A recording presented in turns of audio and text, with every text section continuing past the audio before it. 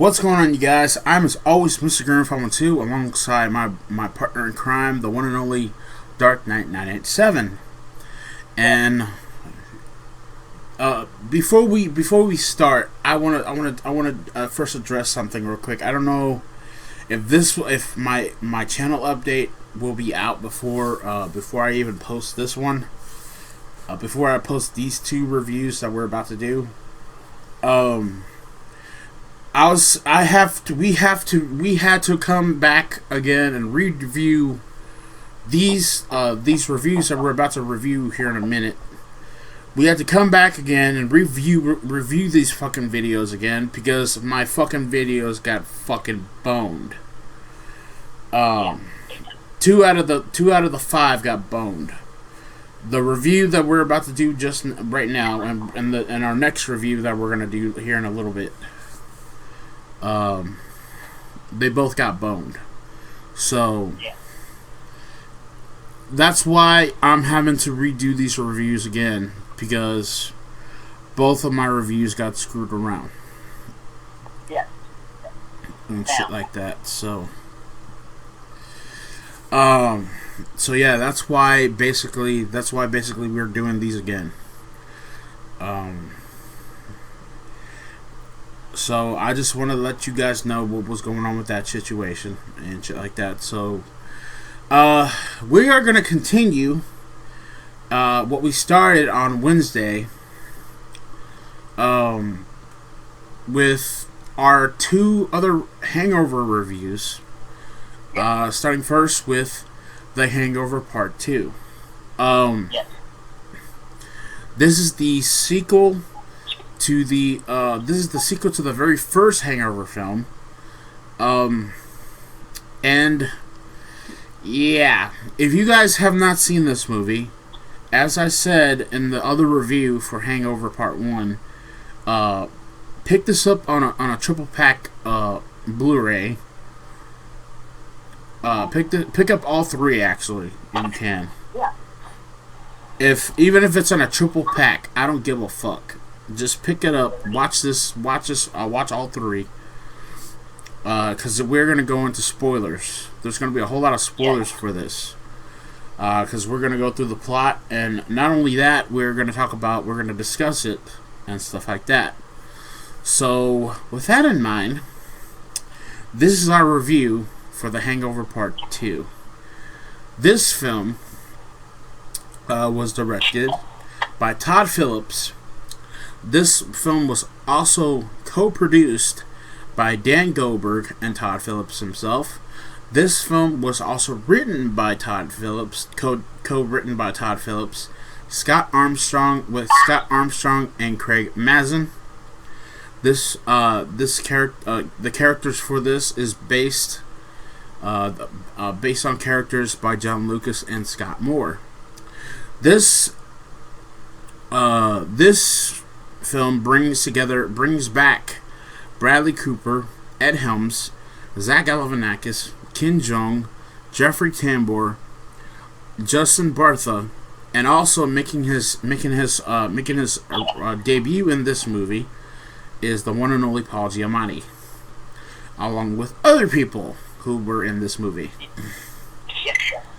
Yeah, so when we last let me give you a little history lesson on what happened in the first. When we last saw these 4 fucking morons, they were going through some bullshit during the events of the very first movie in Las Vegas. Alan, who's a fucking idiot in his own right, fucking roofied them. He roofied Stu, Phil, and Doug, and yeah, shenanigans ensued and stuff like that. So that's basically what happened in the very first movie. Cut to 2 fucking years later. Cut to 2 years later, and we're here if you think, and as I said before, in the very first review that we did for this, and I'm going to say it again. If you think that what happened in the very first movie was bad, oh, motherfucker, wait till you see this one. Wait till you hear the bullshit that occurs in this one, because it only gets worse. Oh yeah, and also, I know they're not sponsoring me, but I don't care. This review is brought to you by Clear American Waters. This is the white grape. This is the white grape flavored water. I also bought some other ones. I love this type of water, this flavored water. It's really, really good. Like if you want to pick it up at your local Walmart or something like that. These waters are really fucking fantastic and they're really good. I just tried the blackberry lemonade. It tastes really good. So if you wanna pick these up, go pick them up at your local Walmart and stuff like that. They're really good waters. So I just want to point that out before we do this. So, all right, monkeys. So here we go. 2 years after the events of the first film in Las Vegas, Stu, Phil, Alan, and Doug travel to Thailand for Stu's upcoming wedding to Lauren, his fiancée. Much to Alan's dismay, because Alan's a fucking jerk, they are joined by Lauren's younger brother, Teddy. At the rehearsal dinner, Lauren's father, who is also an asshole in this movie, reveals his disapproval of Stu during a toast. Later that night, Stu hesitantly joins Phil, Doug, Alan, and Teddy for a beer, sitting at a campfire and roasting marshmallows. Oh, I wonder how bad. I wonder what's gonna happen next. The group toast to Stu and Lauren's future happiness. The following morning, Phil, Stu, and Alan, along with gangster Leslie Chow and a chain-smoking monkey, awaken in a filthy hotel room in Bangkok.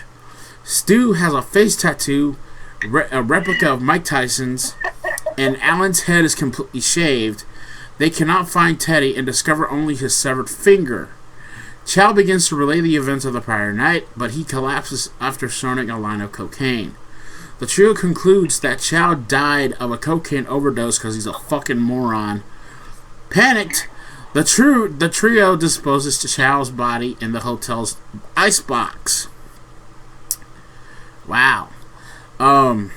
Through a tip from Doug, who is still at the result. Thank God he's alive still. By the way. They go to a police station to pick up Teddy, but are given a wheelchair-bound elderly Buddhist monk who knows more from what happened. Who knows more about what happened. However, he refuses to reveal anything. Having taken a vow of silence, after finding a business card, they travel to the smoldering ruins of the business. They enter a nearby tattoo parlor where Stu got his tattoo, and they learn that they started a fight that escalated into a fucking riot in the streets of Bangkok the night before. The trio returns the monk to his Buddhist temple, where they are encouraged by the head monk to meditate. Alan is able to recall that they had been at the White Lion strip club, where they learned that Stu was sodomized by a ladyboy named Kibby. Upon exiting, the trio is attacked by two Russian mobsters who take the monkey, and one shoots Phil in his arm. After Phil is treated at a clinic, Alan confesses that he had drugged some of the marshmallows from the previous night with muscle relaxers and ADHD medications. We're going to talk about that here in a little bit. Yes, go ahead.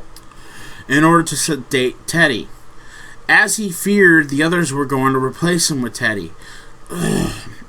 Of course they were. Of course they were. We're going to talk about that here in a minute, too. Accidentally mix up the bags when Phil nearly sat on them. Phil and Stu become furious that Alan drugged them again. Of course they're going to be fucking furious with this son of a bitch. Stu blames Alan for ruining his life and attacks him. But Phil breaks it up and tells them that they have to stick together. They notice something on Alan's stomach, an address and a time for a meeting. They meet a gangster named Kingsley, or so we thought that he's a gangster, who demands Chow's bank account password by the following morning in exchange for Teddy. They return to the hotel to try to find Chow's password, only to discover that he is still alive. They steal the monkey, who had the code given to him and put inside his jacket for safekeeping by Chow. Back from the Russian mobsters through a violent car chase, during which the monkey is shot and injured. After taking the code and leaving the monkey outside a veterinarian clinic, the group completes the deal with Kingsley. Suddenly, Interpol agents appear and arrest Chow. Kingsley, who we thought was a fucking gangster, turns out to be a fucking undercover agent for Interpol. Tells the trio that the police had used the information that Teddy had disappeared to arrest Chow, and Kingsley actually does not know where Teddy is. Desperate and out of clues, Phil calls Doug's wife Tracy. Poor goddamn lady has to go through this shit again. To tell her that they cannot find Teddy. Stu decides to call off the wedding and live in Bangkok and say that Teddy died. While Alan is playing a game of Miss Pac-Man, the power goes out again. Stu suddenly realizes where Teddy is.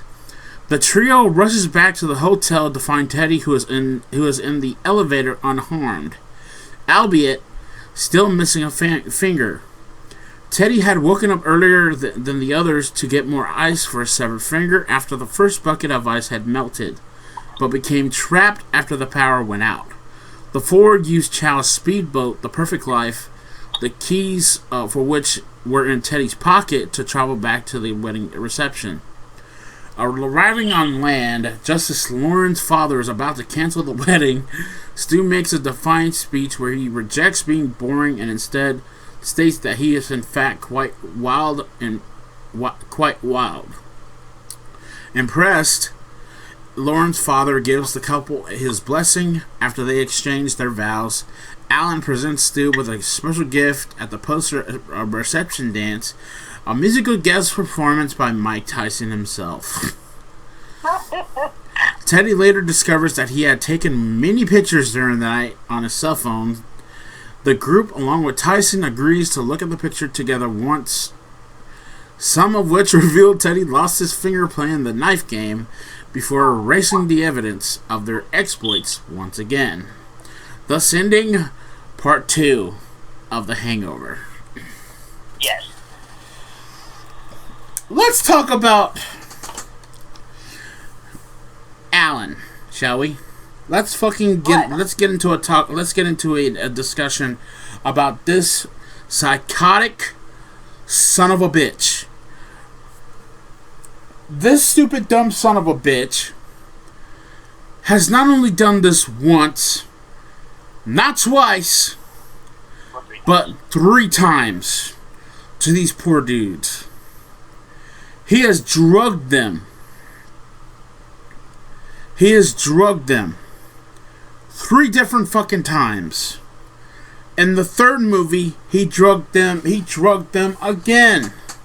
This time with the help of Chow. We'll talk about that more about that when we get into the third movie. But this is what I had said the last time we did this review. This is what I had told Knight, and Knight knows this. The last time we tried to do this review again. We had talked about Alan and how he is so out of his fucking mind, and that he would do anything to make these dudes' life a living hell. He would make their lives a living hell to be, because he wants to be part of a wolf pack. Are you fucking serious? That is, ugh. He roofied them in the first fucking movie. He uses ADHD medication, dude. He uses ADHD medication and fucking Muscle relaxers. Yeah, muscle relaxers. And then you'll never guess what he fucking said in the third movie to Stu. He said, and I quote, if you were to take 4 of them, you would fucking die. So, if they ate 4 fucking marshmallows that had that shit in it, there wouldn't be another movie. And then he's trying to play it off like it's a fucking joke. That he almost got these dudes killed 3 different fucking occasions. Once in Las Vegas, this time in Thailand, and back in Vegas again. The 3 different times these dudes got screwed around by Alan's bullshit. Because Alan wants to be an idiot. And he wants to be stupid as fuck. Yeah. Don't get me wrong, I thought all 3 movies were hilarious as fuck. But what Alan did to these poor dudes, what Alan did was so fucked up. Things went, and then he wants to try to dude, he, I don't know, I don't even know what to fucking say about him anymore, dude. Go ahead, man. I'm gonna let you take it from here. Yeah. Go ahead. So yeah, I agree with Grim on that because see, the first one we know how Alan gets the rupees. He buys it from somebody, but in 2 and 3 we don't. And in this one, part 2, we don't know where he got muscle action and ADHD medication. And again, they have been drugged. And I don't blame Stu. Here's the thing: when there's that part where we talk about where Stu attacked him, I don't blame him. I would put some crap to somebody who, for the 2nd time in a row, drugged me, and I wake up with a tattoo on my face. I don't know what the hell happened the night before. Because the same thing happened as before. Yeah, I would attack that person. I don't blame Stu for getting frustrated. And remember, there's a scene in this movie that Stu was hesitant. Stu, Phil, and Doug are at this restaurant. They're at IHOP. And Stu says, hey, I don't want a fucking bachelor party. I don't want a bachelor party. And you want to know why I have my napkin on my drink? On my orange juice? I don't want to get roofied again. I don't blame him. I don't blame him one damn bit. And then not only that, what did fucking Alan say in this movie? He said he hasn't taken his medicines in 6 months. 6 fucking months. He did not take his fucking medicines at all. Those ADHD medicines are to help you. They help you. They help you. And going back to the medication thing, me and Knight, we have problems. We have our share of problems. I have my own problems. I deal with diabetes. I deal with depression. I deal with anxiety. I have high blood pressure. I have high cholesterol. You think I'm gonna be that fucking stupid and not take my medicines and sick for 6 months? No. Knight, he has Tourette's syndrome and fucking ADHD. You think that he's not gonna take his medicines for 6 months? Nope. Hell no. No. Hell no. That's like me without insulin for 6 months. Yeah. No.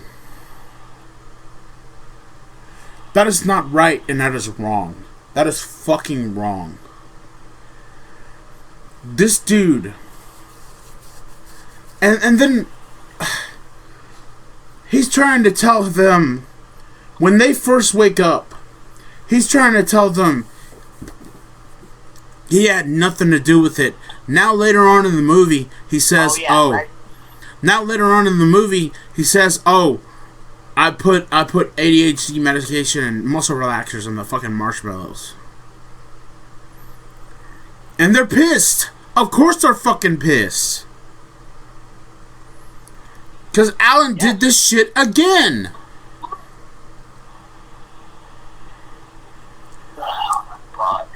Alan got them into some bullshit yet a fucking again. Exactly. And I don't know, man. He needs help. He needs help. Yeah. This dude needs help. And then we're gonna get into this son of a bitch again because he fucks around again in part 3. He fucks around, and this time it's much worse than fucking what he did in this one. Definitely. Yeah. But go ahead, man. Yeah. What did you think? What did you think of? Oh God! Besides the fact that Alan is a moron, what did you think of Hangover Part 2? Well, what I thought was it was hilarious. Aside from Alan being a dumbass yet again, I thought it was hilarious. I laughed my ass off. And like I said last time when we did this, if you guys look at the laugh your asses off, watch these movies.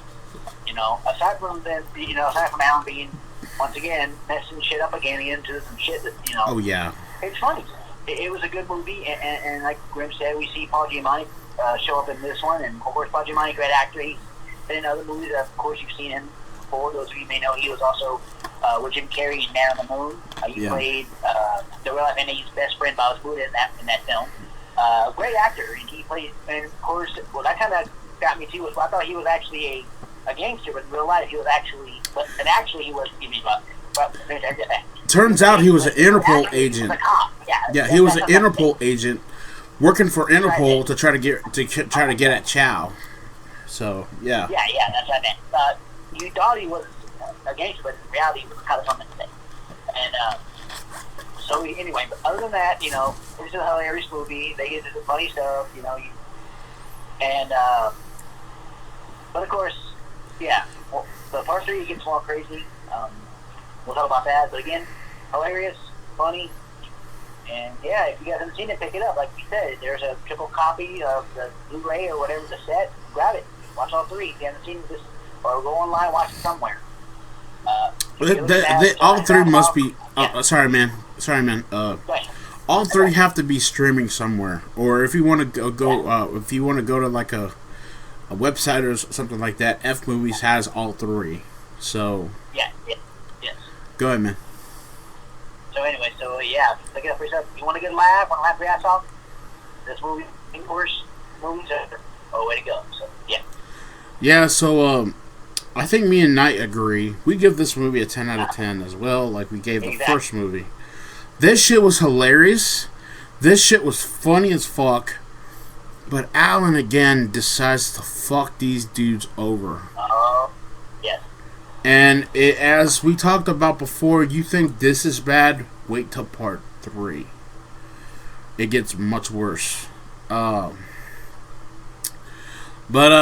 let us know in the comment section down below. Hopefully this video isn't gonna fuck up like it did before. We'll make sure, yeah. We'll make sure. Well, I'm gonna make sure here in a minute, here in a little while, as soon as we're done with this video, as soon as we stop the video, if the video is working right and stuff like that. But let us know in the comment section down below what you guys thought about our review for Hangover Part 2. We're gonna talk about Hangover Part 3 here in a little bit. That's gonna be it for me. I am as always Mr. Grimreaper 2 with Dark Knight 97, and we'll see you all in the afterlife. Peace.